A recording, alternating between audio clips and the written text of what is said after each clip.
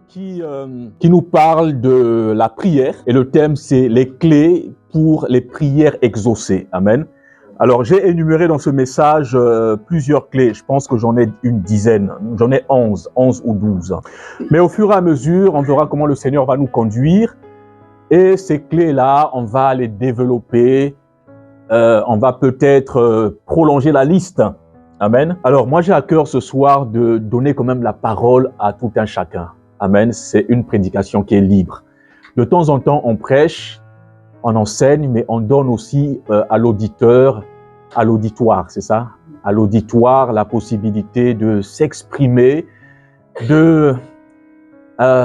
d'exprimer un peu ce qu'on a dans le ventre. Amen. Alors, les clés pour les prières exaucées. Vous me direz certainement que Dieu exauce toutes nos prières. Mais lorsque nous lisons les Écritures, nous voyons qu'il y a aussi il peut y avoir des restrictions ou bien il peut y avoir, comment ça s'appelle?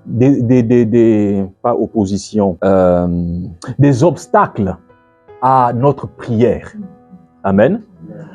Et donc, dans ce message, à la fin de ce message, on apprendra certainement à ne pas prier n'importe comment. C'est un message qui s'adresse aux chrétiens matures, mais aussi aux chrétiens qui commencent dans la foi. Amen. Parce que même moi-même aussi qui me suis converti il y a très longtemps, j'ai quand même besoin de réécouter certains messages parce que ça m'ouvre les yeux et parfois, je me rends compte que, mais tiens, j'avais cette doctrine dans la tête, mais après, je révise la doctrine. Je me dis, mais finalement, j'ai marché sur une voie qui n'était pas bonne, mais merci Seigneur parce qu'il me corrige. Amen.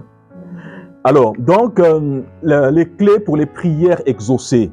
Alors, juste une parenthèse, la grâce, elle est gratuite. Amen. On est sauvé par grâce. On est sauvé par grâce par le moyen de la foi en Jésus-Christ. Et ça ne dépend pas de nos efforts. Amen. Parce que lorsque nous sommes venus dans le Seigneur, moi, je n'ai pas dit à Dieu, Seigneur, sauve-moi.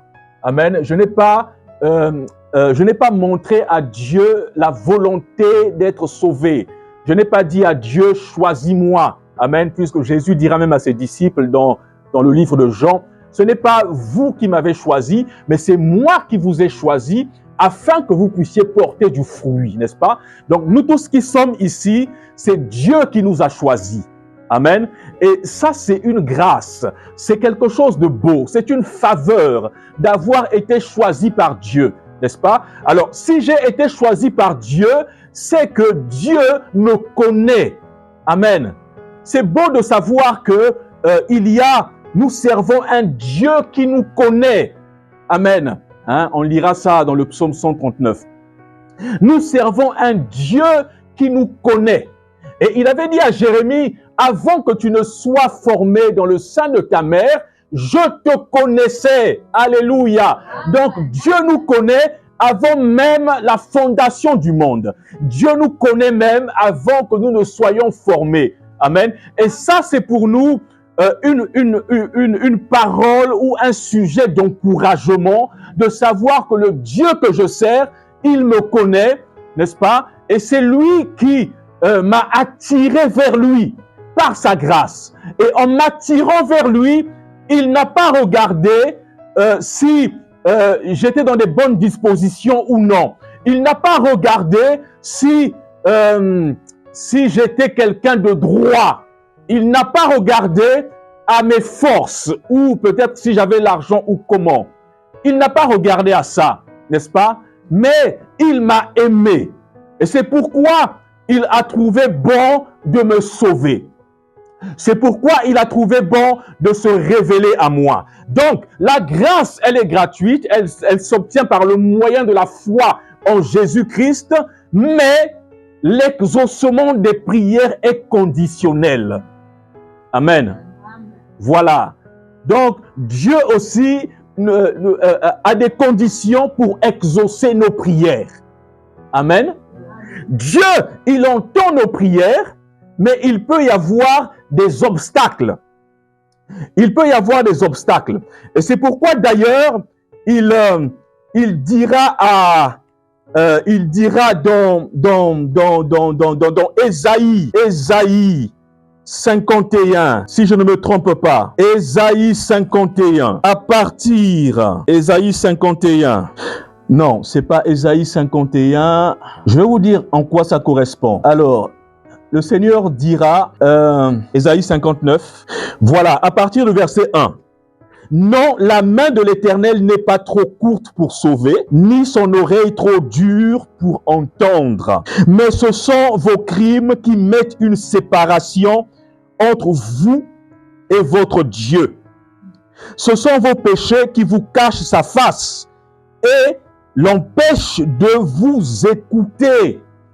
Amen. Il peut y avoir des obstacles à la prière et qui empêche Dieu de nous écouter. Et il y a encore un passage où on dit que nous crions à Dieu, mais il ne nous écoute pas. Amen. Parce qu'il y a des obstacles. Donc, je me répète encore en disant que Dieu n'exauce pas forcément nos prières. Alléluia. Bien qu'il en est capable, mais il n'exauce pas toujours nos prières. Parce qu'il peut y avoir des obstacles. Ou bien nous pouvons aussi prier de la mauvaise manière. Amen. C'est Jacques qui le dit. Il dit, vous n'obtenez pas, vous demandez, mais vous n'obtenez pas parce que vous demandez mal. Alléluia. On peut mal demander si on ne sait pas prier. Et vous serez d'accord avec moi qu'il y a des croyants qui ne savent pas prier, qui ne connaissent pas le protocole. Amen. Parce que Dieu est un roi et pour s'approcher de Dieu, il faut aussi un protocole. Amen. Il y a une manière de s'approcher de Dieu. Il y a une manière de s'approcher de Dieu et parfois nous négligeons le protocole divin. Amen. Ce qui fait que nous arrivons parfois, on prie, mais il n'y a pas d'exaucement. Ça, c'est un point. Un autre point, nous pensons parfois que nous avons été exaucés. Ce que je vais vous dire va vous choquer. Nous pensons parfois que nous avons été exaucés parce que nous avons fait une prière. Mais laissez-moi vous dire qu'il y a des situations dans la vie il y a des problèmes qui se résolvent avec le temps. Amen. Il y a des situations ou des problèmes qui se résolvent avec le temps. Amen. On pense avoir prié et 2 mois après, la solution est arrivée. Mais on pense que c'est Dieu qui nous a réellement exaucés. Alors qu'il y a des choses qui sont naturelles. Amen. Il y a des choses qui sont naturelles. Je prends un exemple. Dans les églises africaines, excusez-moi du terme, hein, moi je suis africain moi-même. Amen. Après, en même temps, c'est une expérience que j'ai vécue quand même. Hein. Voilà, j'ai été en Afrique et on prie pour des sujets comme je veux le mariage, par exemple. Je veux me marier. Seigneur, je veux un travail. Amen. Ce sont des bons sujets de prière. Amen. Mais ce genre de sujets aussi trouvent leur exaucement avec le temps. Amen. Parce que ce qui est sûr est que normalement, tout homme est appelé à se marier. Ce n'est qu'une affaire de temps aussi. Mais il peut aussi y avoir, pour ne pas faire les amalgames, il peut aussi y avoir des cas où la main de Dieu agit vraiment sur la personne qui souhaite se marier. Amen. La personne peut être parfois d'un âge avancé. Amen. D'un âge avancé où la personne est dans une situation défavorable, qui ne peut pas attirer des regards sur elle. Amen. Mais Dieu peut créer un miracle. Que cette personne qui ne peut attirer des regards sur elle parce qu'elle a peut-être un handicap. Amen. Cette personne qui peut-être a des bon bref, je ne rentrerai pas dans ce détail-là. Mais cette personne-là, Dieu peut faire grâce. Amen. Qu'elle trouve un mari. Alors que les gens avaient dit qu'elle ne pourra jamais se marier parce que quand tu vois la personne, je vous assure que cette personne n'est pas mariable. Amen. Selon la pensée des hommes. Mais Dieu peut agir en faveur de cette personne. De sorte que ce qui était impossible devient possible pour la personne. Amen. Il y a aussi des cas où nous voyons que la personne n'a pas fait des études. La personne a le désir d'avoir un poste dans une entreprise, mais elle ne correspond pas au profil qui est demandé. Amen. Elle ne correspond pas au profil qui est demandé. Et les portes semblent être fermées. Amen. Mais cette personne, parce qu'elle a la foi, elle va crier à Dieu. Alors, le Dieu de l'impossible fera que ce qui est impossible aux hommes, ce qui est impossible même pour toi-même dans ta pensée, alléluia, Dieu est capable de le rendre possible lorsque nous avons prié. Amen. Alors, ça, ce sont vraiment des signes de l'exaucement divin. Là où les choses semblent impossibles pour nous, Dieu les rend possibles. Les portes qui sont fermées, Dieu est capable de les ouvrir. Alléluia. Dieu est capable de les ouvrir. Parce que Dieu aime les situations qui semblent impossibles pour nous, afin de se glorifier. Dieu aime les situations compliquées afin de se glorifier. Amen. Si une situation est simple aux yeux des hommes, si elle paraît normale, si elle semble facile à résoudre, où est la gloire de Dieu dans cette situation? Dieu n'a pas sa gloire dedans. Parce que toi-même, tu as déjà des capacités d'agir. Tu as la capacité de créer quelque chose. Tu as la capacité de postuler parce que tu as les diplômes. Et forcément, tu sais que tu vas l'avoir. Tu as des compétences. Mais là où Dieu veut intervenir pour se glorifier, c'est quand les portes sont fermées. C'est quand les situations deviennent impossibles. Alléluia. Alors, le premier point. Est-ce que c'est bon pour vous? Je rappelle encore le thème. Les clés pour les prières exaucées. Ou bien les clés pour l'exaucement des prières. Amen. Il y a des clés. Il y a un protocole. Amen. Ce n'est pas par grâce. Ce n'est pas par grâce que les prières sont exaucées. Alors, le premier point, c'est un enseignement qui va durer plusieurs dimanches. Amen. Le premier point, pour ceux qui notent, c'est prier sincèrement le Dieu véritable. Ou bien connaître le Dieu que nous prions. Amen. Pourquoi je dis ça? Parce que il y a des personnes ou même des religions ou des mouvements dits chrétiens dans lesquels on prie parfois une statue et on assimile cette statue à Dieu. Amen. On voit dans cette statue la divinité. On voit dans cette statue le Dieu véritable, réel, qui a créé les cieux et la terre. Et du coup, des personnes se prosternent devant des idoles, croyant qu'ils sont en train de prier Dieu. Alléluia. Croyant que ces personnes sont en train de prier le Dieu qui a créé les cieux et la terre, le Dieu qui ne peut être représenté parce que sa parole est claire, il est esprit. Il ne peut être représenté, il ne peut être fabriqué par les mains des hommes. C'est ça le véritable Dieu. Mais dans le monde dans lequel nous sommes, il y a plusieurs dieux, des petits dieux. Il y a plusieurs dieux. Amen. Pour nous tous qui sommes issus d'Afrique, nous voyons que quand on va dans un village, on vous présente parfois une divinité, une statue. Et tout le village s'appuie sur cette statue pour invoquer Dieu, croyant qu'ils sont réellement en train d'invoquer l'Éternel. Vous voyez? Donc, il y a des choses comme ça que les hommes utilisent pour s'approcher de Dieu, qu'ils assimilent à Dieu. Alléluia. Alors, le psaume 115, versets 3 à 7. C'est un psaume qui nous dit, notre Dieu, notre Dieu est au ciel. Amen. Il faut que je m'habitue aux projections. Ça va? Il faut que je m'habitue aux projections. Notre Dieu, le psaume 115, versets 3 à 7. 115, versets 3 à 7. Vérifiez en même temps dans vos Bibles pour ne pas, au cas où je me suis trompé de passage, mais c'est ça. Psaume 115, versets 3 à 7. Alors ça, c'est un passage clé pour notre enseignement. Le psalmiste, c'est lui qui parle. Il dit, notre Dieu est au ciel. Amen. Notre Dieu est au ciel. Répète avec moi, notre Dieu est au ciel. Alors, après là, c'est moi. Il fait tout ce qu'il veut. Donc, la première des choses que nous savons sur notre Dieu, il est au ciel.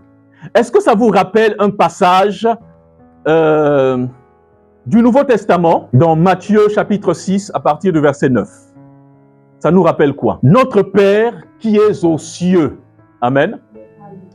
Notre Père qui est aux cieux.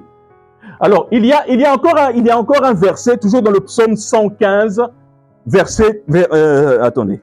Psaume 115 au verset 115. C'est un passage qui me vient comme ça. 115 au verset 16. Les cieux sont les cieux de l'Éternel, mais il a donné la terre au Fils de l'homme.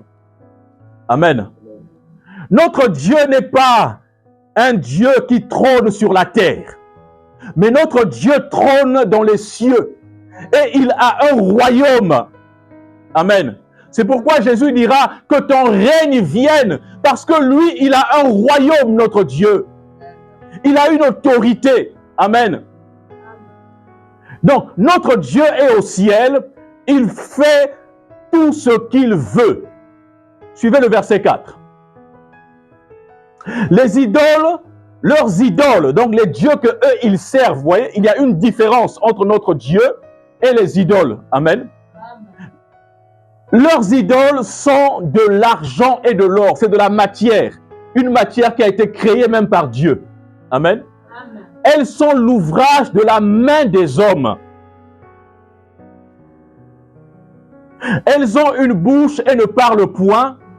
Elles ont des yeux et ne voient point. Elles ont des oreilles et n'entendent point.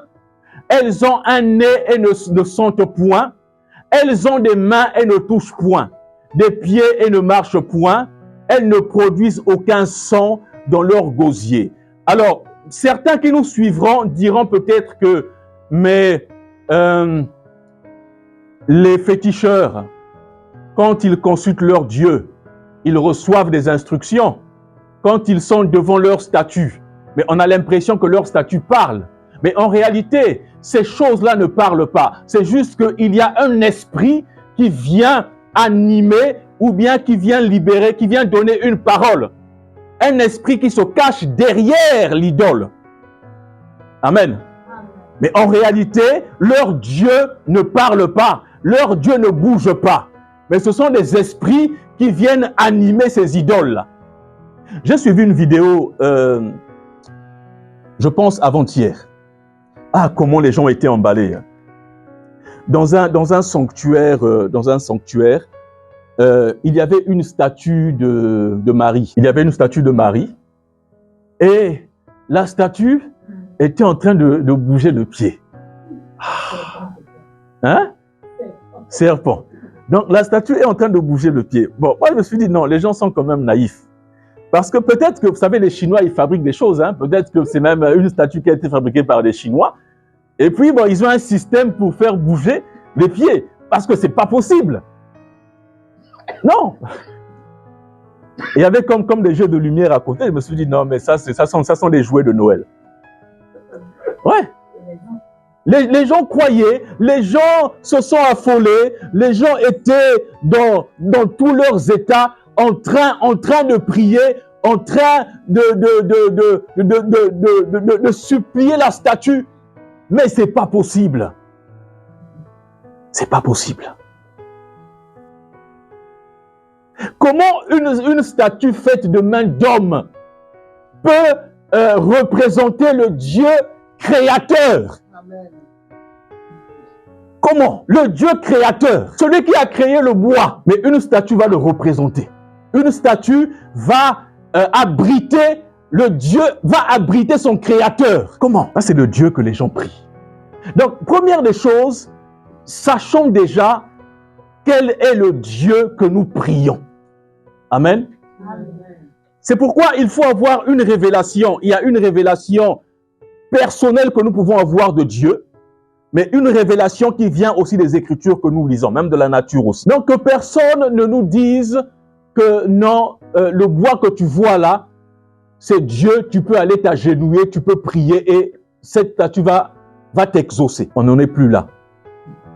Et donc, notre Dieu, il est au ciel, il fait tout ce qu'il veut. Amen. Donc, les cieux, ce sont sa demeure, la terre, son marchepied. Il a donné la terre au Fils de l'homme. Donc, nous sommes héritiers de la terre, nous sommes les gardiens de la terre et nous avons autorité sur la terre parce que Dieu nous a donné la terre. Et donc, il a un royaume et il reviendra régner. Amen. Il régnera sur toute la terre. Par contre, eux, leurs idoles, c'est des idoles qui sont faites d'or et d'argent, c'est des idoles qui ne bougent pas. Amen. C'est des idoles qui ne peuvent pas écouter. Et là, les versets que nous avons lus sont clairs. Ils ne peuvent pas écouter. Ils ne peuvent pas. Tu vas aller te prosterner devant l'idole, il ne peut pas t'écouter. Il ne peut pas t'écouter. Et il ne peut pas parler non plus. Alors, je continue. Est-ce que ça va? Alors, on continue toujours à voir, on est toujours sur connaître Dieu, connaître le Dieu que nous prions. Amen. Et après, on va aborder différents points. Mais c'est d'abord connaître, bien connaître même le Dieu que nous prions. Alors, voici quelques éléments, ce que Jésus dit de Dieu. Parce que Dieu, il s'est révélé dans la nature, à travers la nature. Amen. Quand on voit comment la nature est faite, quand on voit la beauté de la nature, on sait que derrière, ce n'est pas un homme, mais c'est un Dieu qui a fait cela. Amen. Alors, qu'est-ce que Jésus dit de Dieu? Jésus dit que Dieu habite dans les cieux. Matthieu 6, verset 9, ça on a vu. Psaume 115, verset 16, on a vu. Et deuxièmement, Dieu est esprit. Amen. C'est-à-dire qu'on ne voit pas Dieu. Amen.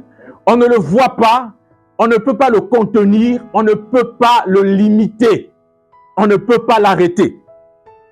Dieu est esprit. Jean chapitre 4, verset 24. Est-ce que quelqu'un peut lire, s'il vous plaît? Jean 4, 24. Dieu est esprit. Je lis la parole de Dieu. Vous avez... Alors, à partir du verset 23. Mais l'heure vient et elle est déjà venue où les vrais adorateurs adoreront le Père en esprit et en vérité, car ce sont là les adorateurs que le Père demande. Dieu est esprit.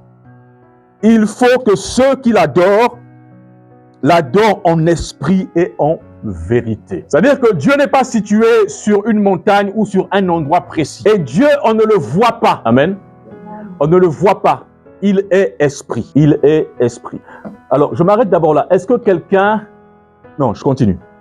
Alors, Dieu s'est révélé en Jésus-Christ. Comme on ne voit pas Dieu, mais pour ceux qui ont vécu à l'époque de Jésus, lorsqu'ils voyaient Jésus, ils voyaient Dieu.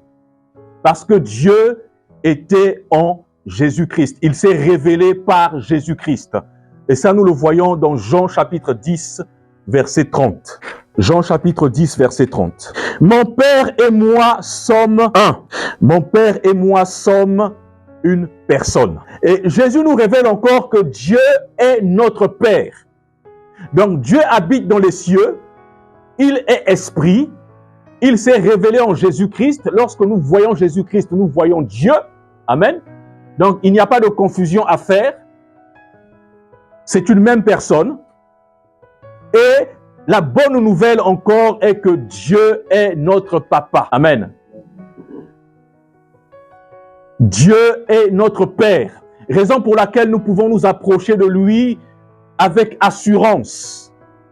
Nous pouvons être proches de Dieu parce qu'il est notre papa. À l'époque, on le vouvoyait. Et le vouvoiement, ça crée une distance entre deux personnes. Amen. Alors que lorsqu'on le tutoie ou lorsqu'on le considère comme un père, ça nous encourage encore à aller vers lui. à ne pas avoir peur. On peut avoir la crainte, le respect, mais on n'a pas peur de s'approcher de Dieu. On est libre de s'approcher de Dieu. Il n'y a plus d'obstacle. Amen. C'est pourquoi Jésus dira, quand vous priez, dites Père ou bien notre Père. Amen. Donc, l'être humain, quand il entend déjà notre Père, bien aimé, ça me donne envie d'aller vers Dieu. Amen. Quel que soit ce que j'ai pu faire, ça me donne envie de m'approcher de Dieu. Je ne me sens pas loin de lui, mais je suis proche de mon Dieu. Amen.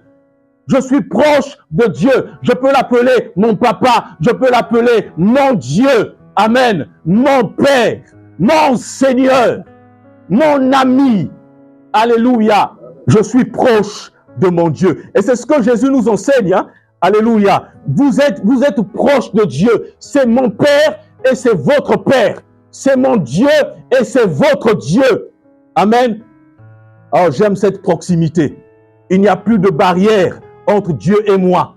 Il n'y a plus d'obstacle. Je peux m'approcher de lui. Alléluia, avec assurance. Jésus nous dit encore que Dieu peut nous donner notre pain quotidien. Voici ce que Jésus dit de Dieu. Dieu est notre pourvoyeur. Dieu est capable de nous guérir. Dieu est capable de nous restaurer. Dieu peut nous sauver. Dieu, il nous donne le pain quotidien. Et Dieu pardonne nos fautes. Il pardonne nos péchés. Il n'y a pas un autre Dieu qui peut le faire.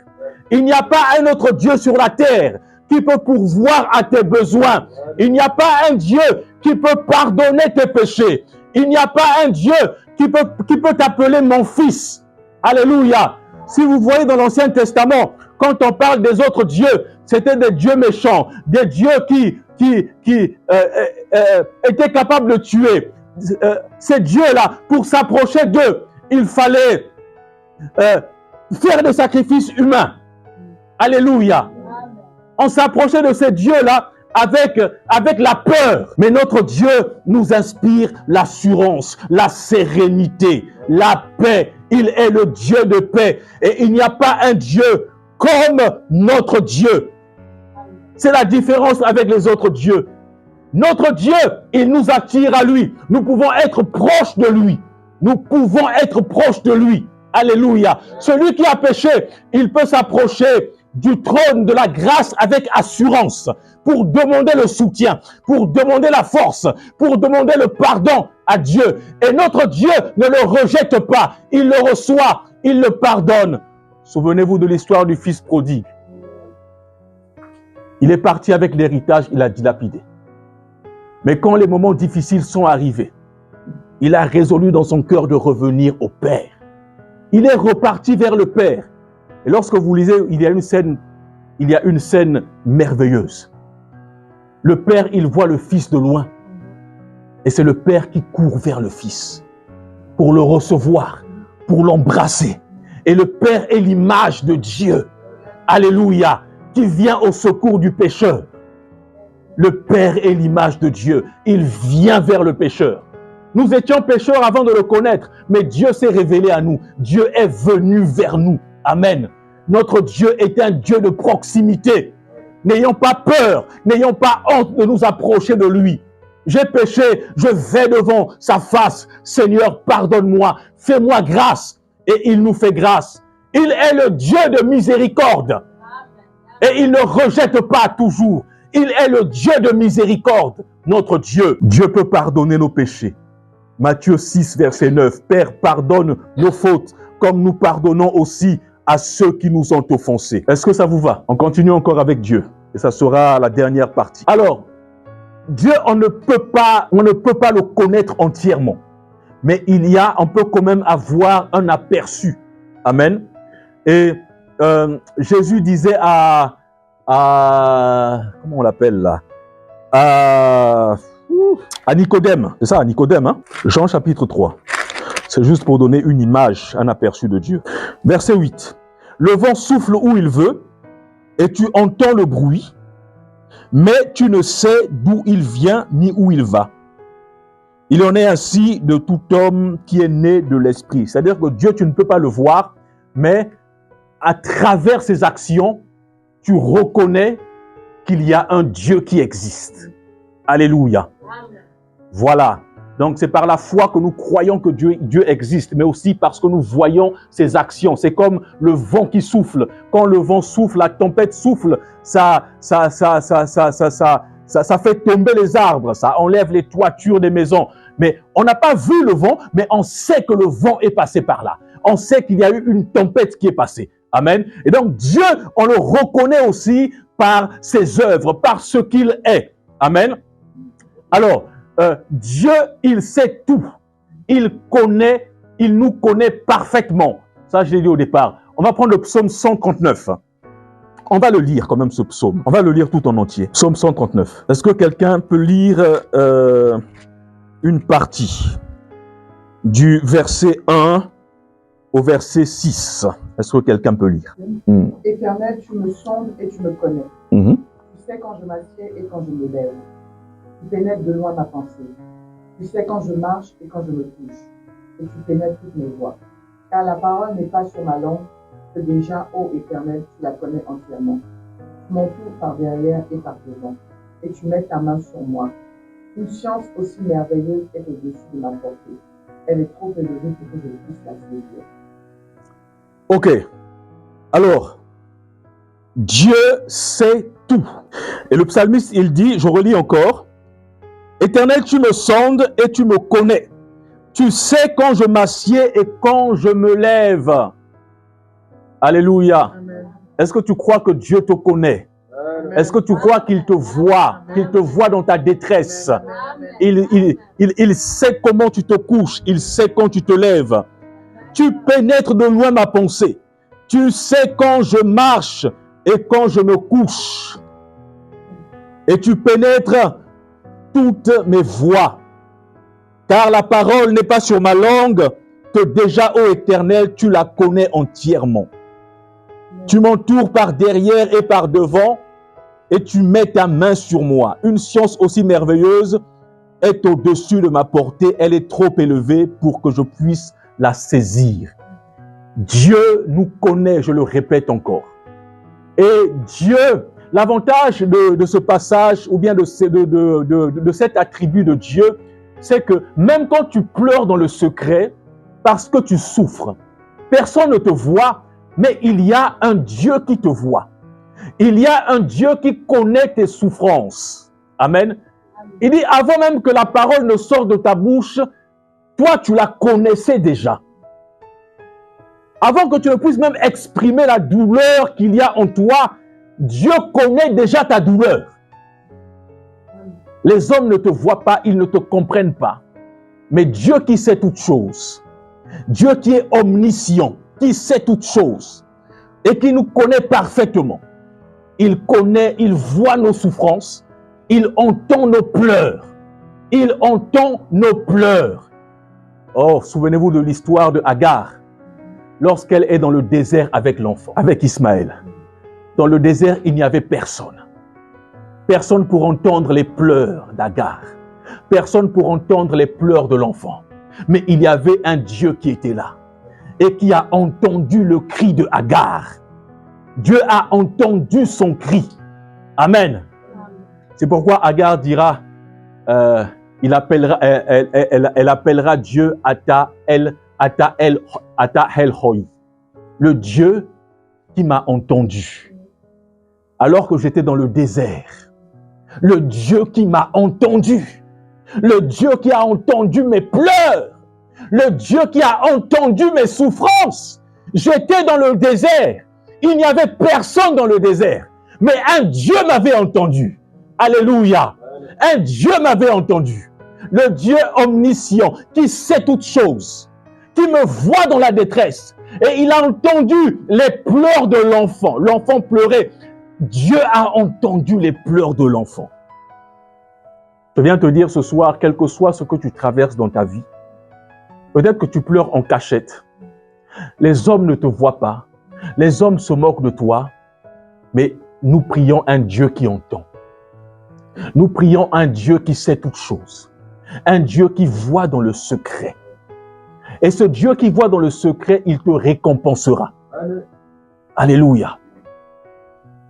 Le Dieu qui voit dans le secret te récompensera. Et il ne tardera pas, parce qu'il est fidèle. Alléluia.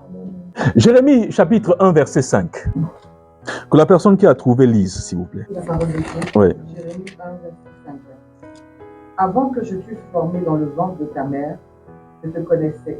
Et avant que tu fusses sorti de son sein, je t'avais consacré. Je t'avais établi prophète des nations. Alléluia. J'aime les avant. Avant que je t'eusse formé, avant que tu fusses sorti, je t'avais consacré. Avant que tu ne sois né, Dieu avait déjà planifié une destinée pour chacun de nous. Parce qu'il nous connaissait. Amen. Ayons confiance dans les promesses de Dieu pour nous. Ayons confiance en Dieu. Mettons notre confiance en Dieu. Bien-aimé, si tant que tu es encore vivant, il y a de l'espoir. Tant que tu es encore vivant, il y a de l'espoir. Tant que tu te confies en Dieu, il y a de l'espoir. Quelque chose peut changer dans ta vie. Même à la dernière minute, il peut se passer quelque chose. Continue à mettre ta confiance en Dieu. N'abandonne pas, ne relâche pas dans la prière, ne relâche pas dans la foi, ne relâche pas la main de Dieu. Même si aujourd'hui, tu ne vois encore rien, mais les paroles que nous lisons, ce sont des paroles qui portent la vie. Ce sont des paroles qui portent la vie. Ce sont des promesses qui vont s'accomplir. Tôt ou tard, elles s'accompliront. C'est pourquoi, bien-aimé, tant que tu es encore vivant, il y a de l'espoir. Il y a une espérance pour quiconque s'attache à Dieu. Il y a une espérance. Parce que Dieu nous connaît. Amen. Dieu nous environne de sa présence. Et ça, c'est la protection divine. Là où je me trouve, bien-aimé, l'ange de l'Éternel, ou j'efface, là où je me trouve, je suis persuadé que Dieu est présent.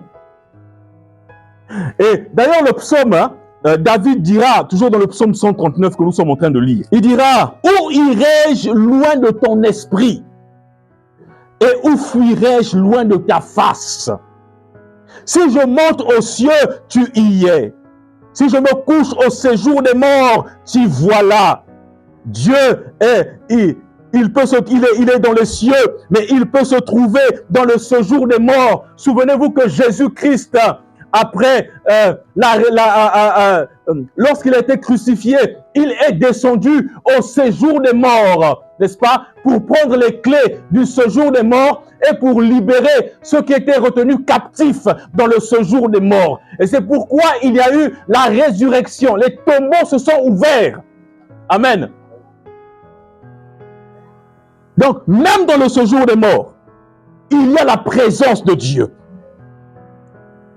Si je prends les ailes de l'aurore et que j'aille habiter à l'extrémité de la mer, là aussi, ta main me conduira et ta droite me saisira. Si je dis, au moins les ténèbres me couvriront, la nuit devient lumière autour de moi. Même les ténèbres ne sont pas obscures pour toi. La nuit brille comme le jour et les ténèbres comme la lumière. Alléluia. C'est pourquoi même lorsque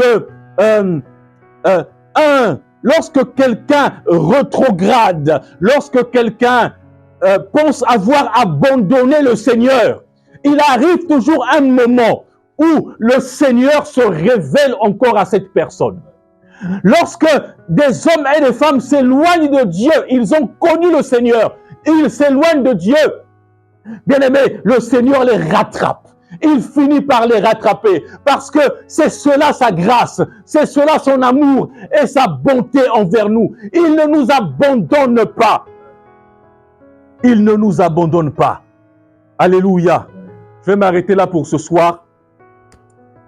Béni soit le nom du Seigneur. Sinon encore, comme vous lisez, Dieu est en nous par son Saint-Esprit. Dieu est tout-puissant. Amen. On peut se référer à la création. Hein?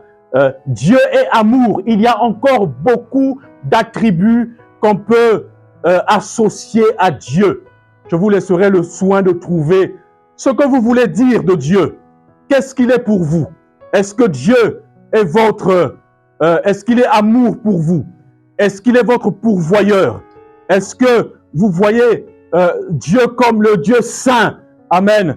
Est-ce que vous le voyez comme un Dieu juste? Alléluia. Oh, béni soit le nom du Seigneur. Est-ce que vous le voyez comme le Dieu de votre guérison, le Dieu de votre restauration? Vous pouvez rajouter ces attributs-là et puis on en reparlera peut-être dimanche prochain. Alléluia. Mais Dieu se révèle. Il se révèle à chacun de nous. Dieu se révèle. Il se fait connaître. Il se laisse trouver par quiconque le cherche. Et donc, il est important pour cette première partie, pour l'exaucement des prières, de connaître Dieu, d'avoir une intimité avec lui, d'avoir une communion avec lui. Amen. D'être le Fils et lui le Père, d'être un ami de Dieu, avoir une connexion avec Dieu. Amen. Et c'est une étape importante pour que nos prières soient exaucées. Amen. Ne soyons pas des étrangers pour Dieu. Il y a des chrétiens qui sont des étrangers pour Dieu. C'est-à-dire qu'ils se présentent devant Dieu pas de manière régulière. De temps en temps, quand il y a un problème, il va vers Dieu. Quand il y a une situation qu'il n'arrive pas à régler, il va vers Dieu. Mais il n'est pas l'ami de Dieu. Il n'est pas un confident de Dieu et il n'a aucune intimité avec Dieu. Bien-aimés, soyons des amis de Dieu. Approchons-nous constamment du trône de la grâce. Approchons-nous constamment de Dieu. Ayant une intimité avec lui. Et c'est mon encouragement ce soir pour terminer. Bien-aimés, ayant une intimité avec Dieu. Ne soyons pas des étrangers ou des personnes de passage. De temps en temps, je vais prier. De temps en temps, le mois prochain, je prie. Ce mois-ci, je n'ai pas prié. Je n'ai pas été avec Dieu. Bien-aimés, soyons proches de Dieu. Recherchons une communion avec lui. Recherchons une communion avec lui. Recherchons une communion.